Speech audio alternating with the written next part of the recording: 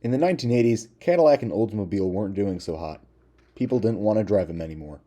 Sales were nosediving, while the average age of buyers was skyrocketing. Cadillac was no longer the image of success and prosperity it once was. That title was now being claimed by imports like BMW, Mercedes, Lexus, and others. The imports were hip with the younger drivers, and nobody wanted to drive an old man's car.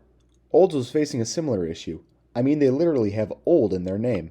It was around this time in the company's life where the "Not Your Father's Oldsmobile" ads would be rolled out, attempting to win over younger buyers. It didn't quite work, but that's a story for another video. So, Cadillac needed to kick the imports' asses, and both them and Oldsmobile needed to reinvent themselves. The perfect opportunity to team up and make some magic happen. That magic would come in the form of an all-new engine system, never before seen in an American luxury car. The Oldsmobile R&D department quickly got to work, fulfilling General Motors CEO Roger Smith's demand for an advanced dual overhead cam V8. Thus, the NorthStar was born. The NorthStar would be first unveiled in mid-1992 in the 1993 model year Cadillac Elante. The Elante was introduced in 1986 with the intention of marketing Cadillac to a younger buying demographic. However, the coupe was a massive failure and would even be discontinued in 1993. The NorthStar would then be made standard on the Seville and Eldorado as well in the early 90s, while the DeVille would stick with the 4.9-liter V8 until the 1997 model year. The Cadillac NorthStar V8 did live up to the expectations. The engine was incredibly advanced as well as powerful. The engine produced around 300 horsepower, making it a formidable competitor against the European and Asian imports. The 4.6-liter 32-valve V8 consisted of a cast aluminum block, aluminum being chosen for its lightweight for better performance, cast iron cylinder liners, cast aluminum pistons, and sequential fuel injection powered by a powertrain control module, which also controlled the timing. All of this was bolted to the 4-speed 4T80 automatic transmission. Interestingly, the NorthStar would also feature something called limp home mode, where if coolant were ever lost, the car could shut off 4 cylinders and use the 4 deactivated ones to air-cool the engine. Limp home mode would allow for a car equipped with a NorthStar to go between 50 and 100 miles without coolant before completely destroying themselves. Keep this in mind for later. While the NorthStar name was exclusive to Cadillac and all Cadillacs would come standard with a NorthStar, the engine would get passed around a little bit. Remember Oldsmobile? Well, in the 1990s they had completely reinvented themselves. They were now selling the cars of the future, featuring nameplates like Alero, Intrigue, and their new flagship, Aurora. What would make the new Olds cars unique is that they didn't really share any parts with any other GM vehicles, which was unheard of at the time for General Motors, who were famous for badge engineering and parts bin cars.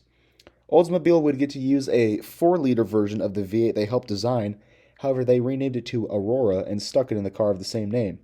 A 3.5-liter V6 version, nicknamed the Short Star, would be featured in the Intrigue. Eventually, the NorthStar would be featured in cars sold by other GM brands, such as in the 2004 through 2005 Pontiac Bonneville and the 2006 Buick Lucerne. Despite the advanced nature of the NorthStar and all of the early fanfare, things would take a turn, and the engine would leave a horrible stain on Cadillac's legacy.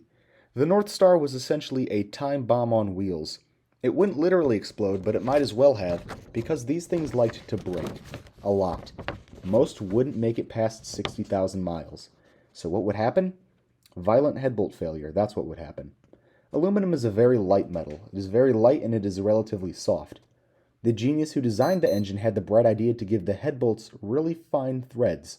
Over time, heat and pressure would build in the engine, and the bolts would just pop out, stripping the threads from the block.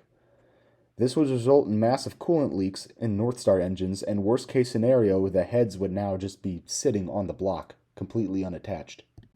So why was this catastrophic failure so common? Well, the threads being too fine is a big part of it, but the other part is in the design of the rest of the engine in general. Remember the cylinder liners? They're cast iron. Cast iron and aluminum heat up differently. When metal gets hot, it expands. Cast iron and aluminum expand at different rates. This would weaken the threads and warp the blocks.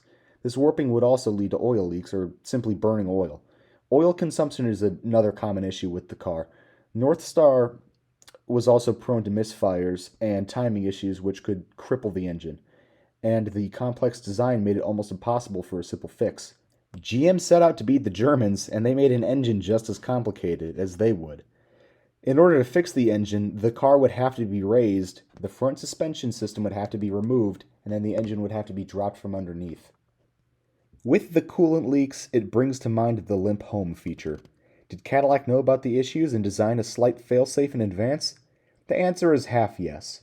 General Motors was aware very early on about the issues that plagued the Northstar, so their fix for the 2000 model year was to include longer head bolts with slightly coarser threads, although the issues were still there and engine destruction was still possible. GM knew how to build good engines, producing the Vortex and the 3800 series at the same time as the Northstar, but they chose to keep making this problematic engine for some reason. Because of the problems, Cadillac's reputation was destroyed. Longtime customers turned their backs after their cars essentially fell apart, and used car buyers avoided Northstar-powered cars like they'd catch AIDS if they bought one. Cadillac set out to win people back, to show the world that they still meant something and were better than the imports, but all they did was just turn people away. Finally, General Motors would put the Northstar system out of its misery in 2011, ending an almost 20-year cycle of anguish and turmoil. In its wake, it left thousands of broken cars, thousands of customers that now distrusted a brand they were once loyal to, and a company in shambles.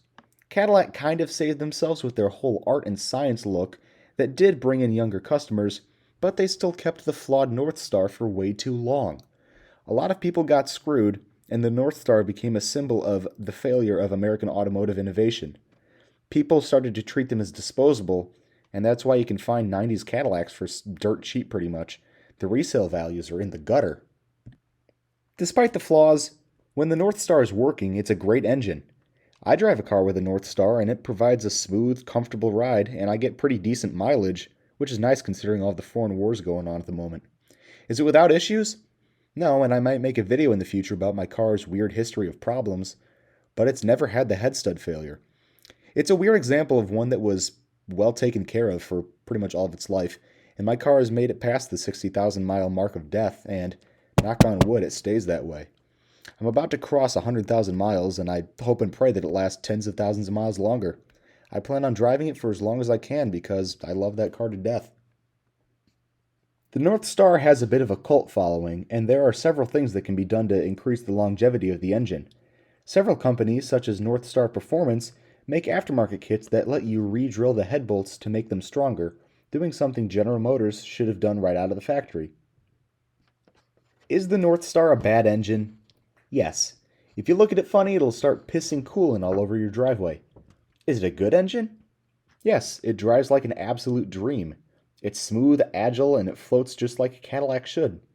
The Northstar is an engine of nuance, an engineering marvel and a mechanical nightmare.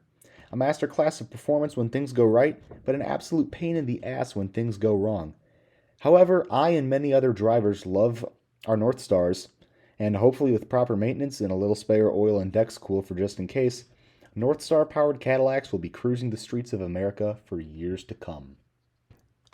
Alright, that's it. I hope you all enjoyed the video.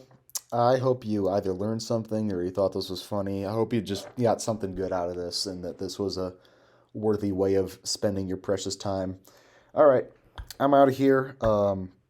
Like if you want, subscribe if you want. It's up to you, man, I guess. I don't know what to tell you. And have a nice rest of your day. Alright, now go do something productive. Peace.